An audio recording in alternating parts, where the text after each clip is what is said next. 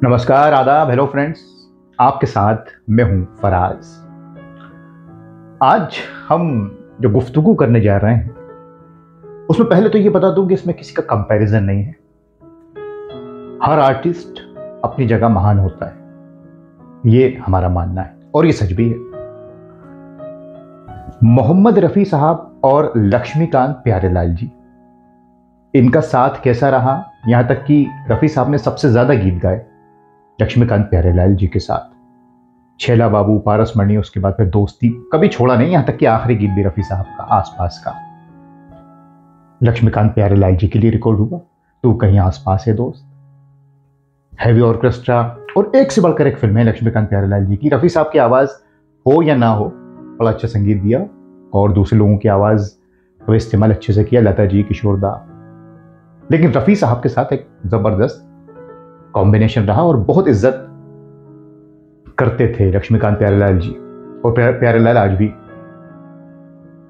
अपने इंटरव्यूज में उनको याद करते हैं।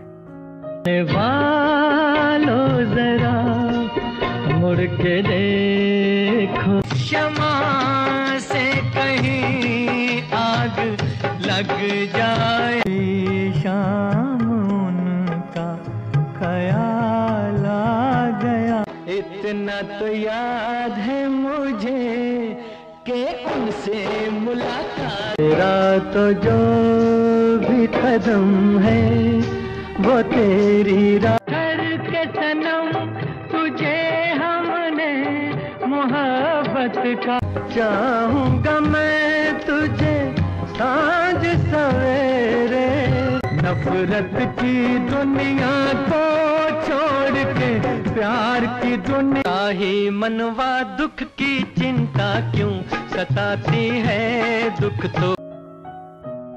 आज एक गीत का जिक्र करूंगा, बहुत सारे नगमे हैं इनके, उनका जिक्र तो नहीं किया जा सकता, और इस गीत का जिक्र करने का मतलब ये नहीं है कि कोई कंपैरिजन कर रहे हैं, लेकिन इतने महान संगीतकार लक्ष्मीकांत प्यारेलाल, जिनकी ओरिजिनल धुनें हुआ करती थी, किसी की कॉपी, किसी की नकल नहीं, और शास्त्रीय संगीत के बड़े जानकार।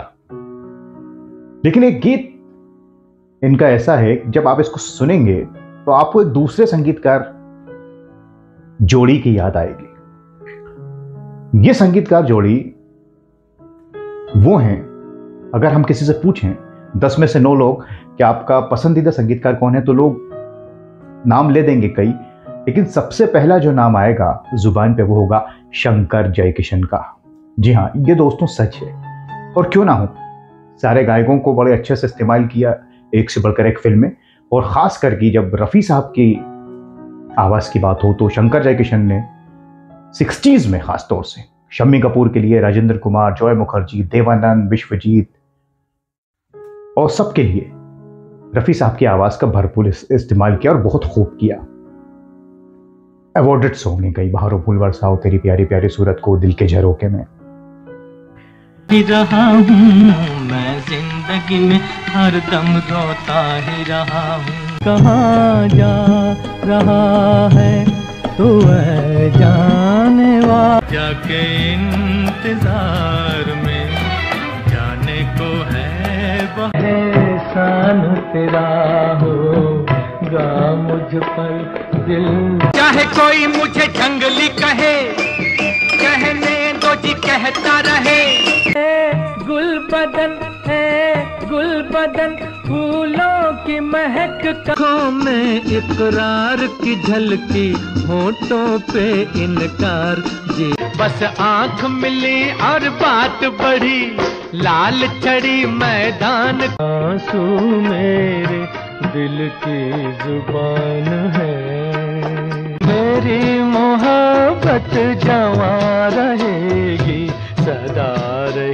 याद न जाए बीते पहले मिले थे सपनों में, और आज सामने हमने जफा न सीखी, उन तो वफा, बदन पे सितारे लपेटे हुए तो जान थम, तू अपने गले लगा लो है मेरे हमरा। कॉमन फैक्टर रहा शंकर जयकिशन में और लक्ष्मीकांत प्यारेलाल जी में रफी साहब की आवाज, और लोगों से भी उन्होंने गवाए, लेकिन हैवी ऑर्केस्ट्रा, संगीत की समझ, शंकर जयकिशन को बहुत जबरदस्त समझ थी संगीत की। लोग ये कहते हैं कि उनकी धुनें आसान हैं या हैवी ऑर्केस्ट्रा है, क्लासिकल नहीं है। तो एक बात यहाँ क्लियर कर दूं कि शंकर जी को भी और जयकिशन जी को भी संगीत की बहुत जबरदस्त समझ थी दोस्तों। लेकिन उनका यह मानना था, बसंत बहार आप देखें फिल्म, प्रोफेसर का गीत आवाज देके, ऐसा नहीं है कि शास्त्रीय रागों पर, गीत तो खैर सभी रागों पर होते हैं, लेकिन जिसे कहते हैं ना क्लासिकल टच बहुत ज्यादा। शंकर जयकिशन ये मानते थे कि जो आम पब्लिक होती है वो क्लासिकल नहीं समझती, इसलिए उसके लिए इजी ट्यून्स, आसान धुनें होनी चाहिए, तो हम पब्लिक के लिए बनाते हैं। उन्होंने इस चीज को आसान किया और एक फिल्म में 8-8, 10-10 गीत बनाते थे और सब सुपरहिट होते थे क्योंकि वो आसान होते थे। इसलिए लोग आज भी उनके गीतों को गुनगुनाते हैं। शंकर जयकिशन ने एक नंबर की जगह ले ली थी, जो आज भी मेरे हिसाब से जो आवाम है, जो आम पब्लिक है, उसके दिलों में वही जगह दोस्तों बरकरार है। फिर कोई दूसरा शंकर जयकिशन नहीं हुआ और होंगे भी नहीं। उसके बाद फिर जब लक्ष्मीकांत प्यारेलाल जी आए और या कल्याण जी आने जी, फिर 60s के एंड में, 71 में तो जयकिशन जी इस दुनिया से चले गए। उसके पहले शैलेंद्र जी चले गए थे, तो फिर वो डोर संभाल ली लक्ष्मीकांत प्यारेलाल जी ने और रफी साहब की आवाज।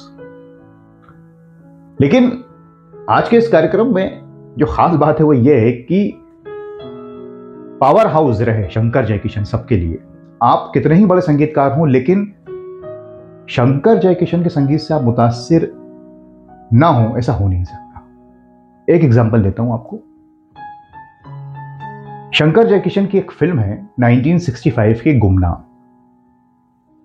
गुमनाम है कोई, जाने चमन, रफी साहब की आवाज में। एक गीत इसमें महमूद साहब पर पिक्चराइज है। ये वो गीत है जिसे फिल्म के हीरो मनोज कुमार नहीं चाहते थे, क्योंकि ये लग रहा था कि ये गाना सारे गीतों को पीछे छोड़ देगा, और हुआ भी ऐसा ही। वो गीत जब महमूद साहब पर पिक्चराइज हुआ, रफी साहब ने गाया, जिसे लोग ये कहते हैं कि शंकर जी ने बनाया, क्योंकि हैदराबादी स्टाइल का गाना था और वो हैदराबाद से आते थे। हम काले हैं तो क्या हुआ दिलवाले, ये रिकॉर्ड होने से पहले ही मान लिया गया था कि सुपरहिट होगा, और हुआ। इतना मशहूर हुआ कि शंकर जयकिशन, रफी साहब, महमूद जी की पहचान है गीत। यहां तक कि ब्रह्मचारी फिल्म में ही, जिसमें शंकर जयकिशन का संगीत था, उसमें जूनियर महमूद पर भी इस गीत को पिक्चराइज किया गया थोड़ा सा, इतना मशहूर था। हम काले हैं तो क्या हुआ दिल वाले हैं, हम तेरे तेरे गोरे गाला चंदाना, ये रेशमी बाला चंदाना, ये 16 साला चंदाना है तेरे, हम तेरे तेरे तेरे चाहने वाले हैं, हम। लेकिन लक्ष्मीकांत प्यारेलाल भी, जबकि उनकी ओरिजिनल कंपोजिशन थी, तो वहां से उन्हें सोर्स मिला शंकर जयकिशन से, और उन्होंने एक गीत बनाया। कौन सा है वो गीत? महबूबा ओ महबूबा बना ले मुझे दूल्हा, फिल्म साधु और शैतान का, जो फिल्म रिलीज हुई थी 1968 में। और इसका पिक्चराइजेशन भी खैर वैसे ही, वो तो खैर डायरेक्टर के ऊपर रहता है। महमूद जी हैं और वो गा रहे हैं, धुआं उड़ रहा है, महबूबा बना ले मुझे दूल्हा। जब आप इस गीत को सुनेंगे, ये लक्ष्मीकांत प्यारेलाल का है और वो गुमनाम का शंकर जयकिशन का। लेकिन जब आप इस गीत को सुनेंगे 65 के बाद 68 में, तो आपको याद आएगी शंकर जयकिशन की। हालांकि कोई कॉपी नहीं की है, ओरिजिनल कंपोजिशन है लक्ष्मीकांत प्यारेलाल जी की, इतने महान संगीतकार हैं वो। लेकिन कहने का मेरा मतलब यह है कि शंकर जयकिशन ने ऐसा काम किया कि वो सोर्स लोगों को वहां से मिलता था। हैवी ऑर्केस्ट्रा तो था ही लक्ष्मीकांत प्यारेलाल का, शंकर जयकिशन जैसे, और रफी साहब की आवाज, वो कॉमन फैक्टर्स थे। लेकिन वो सोर्स वहीं से उठ के आया, गुमनाम से।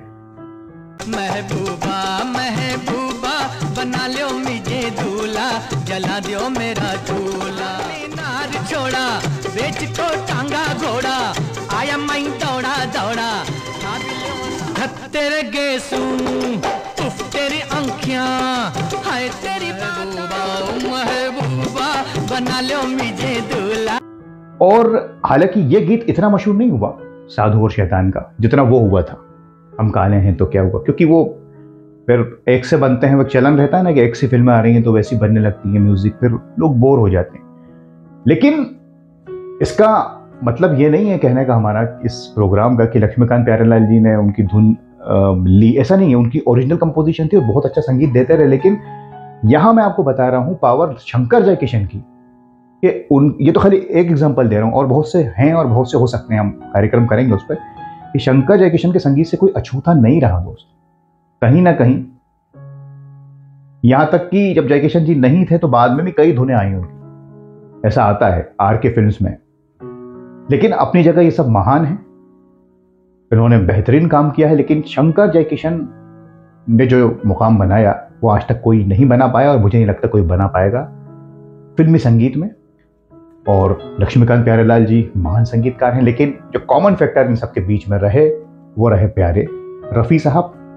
सब लोग सितारों की तरह हैं और रफ़ी साहब एक चांद हैं जो सबके साथ खुशी से चले जाते हैं और गीत गा देते हैं। तो ये हमारी आज की पेशकश रही।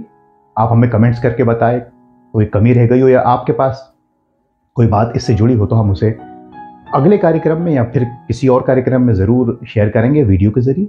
अब अपने दोस्त फराज को इजाज़त दीजिए दोस्तों। नमस्कार, खुदा हाफिज़।